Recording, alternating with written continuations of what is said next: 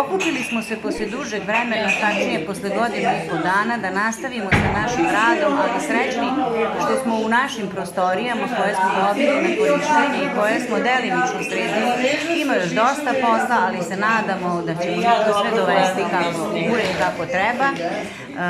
Ovo nam je prvi sastanak i ja sam jako zadovoljna što se odazvalo dosta žena, oko 10-ak i možda i više, ali zbog ovog lošeg vremena već je i možda i neko nije mogao sprečiti da dođe, ali bit će tu nas još.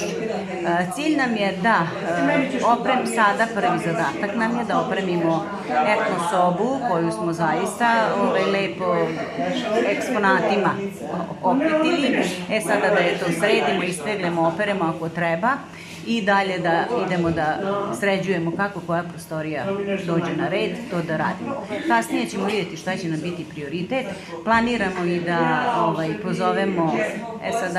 pozovemo sponzore, da se zahvalimo na pomoći koju su nam dali, da vide šta smo mi uradili to i šta bi trebalo još da uradimo. Ja bi ovim putem apelovala kogod može novčano, u robi, u rukama, kakva god pomoć bude, dobro nam je došla.